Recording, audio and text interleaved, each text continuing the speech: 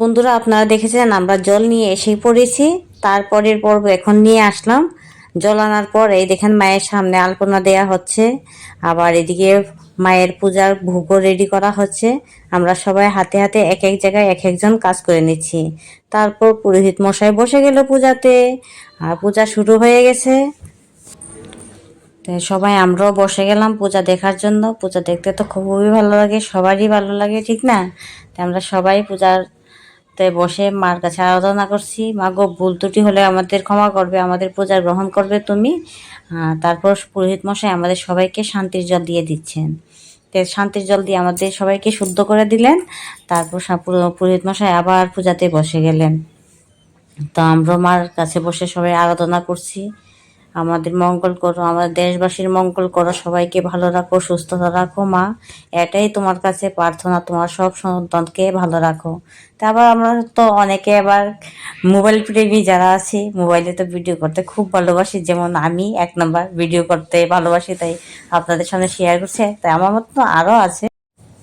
তো এখন মোটামুটি পূজা সমাপ্তির সময় এসে গেছে।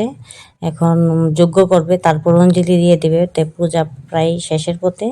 তো এখন যজ্ঞ হয়ে যাওয়ার পর আমাদের সবাইকে অঞ্জলির ফুল দিয়ে দিচ্ছে সবার হাতে। এক এক করে আমরা সবাই হাতে অঞ্জলি ফুল নিয়ে নিলাম। ফুল, বেলপাতা, দুব্বা নিয়ে এখন পুরোহিত মশাই মন্ত্র বলবেন।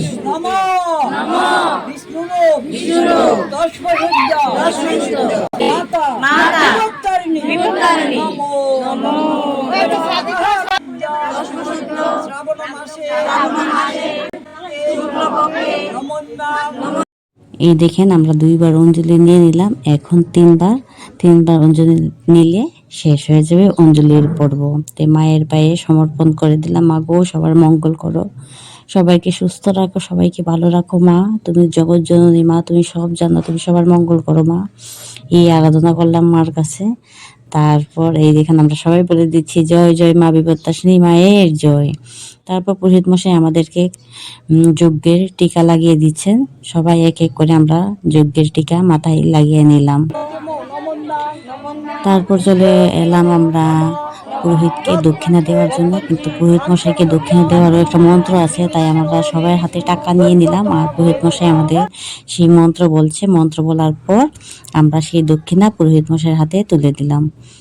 তো পুরোহিত মশাই যদি সন্তুষ্ট হন এই পূজাতে, তাহলে পূজা সম্পূর্ণ হলো আমাদের এই এতদিনের মানে মায়ের আরাধনা করাটা যাতে আমরা সফল হয়।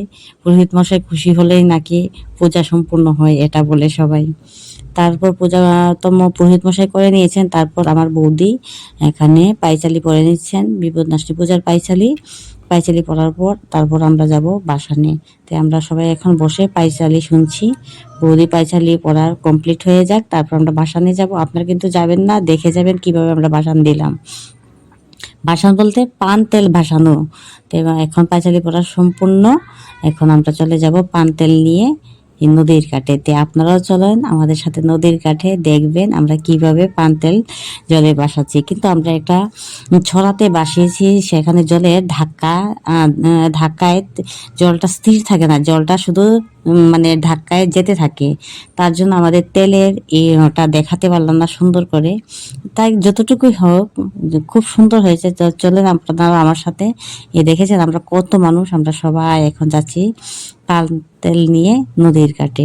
তোরা কে কে যাবিল নদীর ঘাটে, বিপত্তারিণী মায়ের পূজার পান দিতে, জলেতে যাবি তোরা কে কে যাবি রে পান তেল বাসাতে। তো এখন আমরা আনন্দ করতে করতে সবাই চলে আসলাম নদীতে, মানে যে জায়গাতে আমরা পান তেল বসাবো সেই জায়গাতে। তে আপনারা কিন্তু যাবেন না, পরের পর্ব আবার আসবে, দেখতে পারবেন। আর এখানে পান তেল বসানোর পর্বটা আপনারা দেখে যান।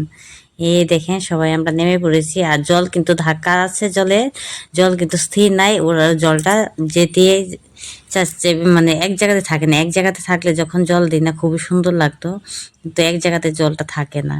তো যাই হোক, যতটুকু হোক খুব সুন্দর হয়েছে। কি তেল বলবো, এই দেখেন যে তেল দেওয়াতেই জলটা কিন্তু চলে যাচ্ছে। এক জায়গাতে থাকলে জলটা খুবই সুন্দর লাগতো। তো আমরা সবাই এমন এক এক করে পান তেল বাসিয়ে নিলাম, খুব সুন্দর লাগছে দেখতে। তো যদি ভুল ত্রুটি হয়ে থাকে ভিডিওর মধ্যে প্লিজ সবাই একটু ক্ষমা করবেন, আমাকে ক্ষমার দৃষ্টিতে দেখবেন। আর আজকের ভিডিওটা এখানে শেষ করছি। নেক্সট পর্ব আবার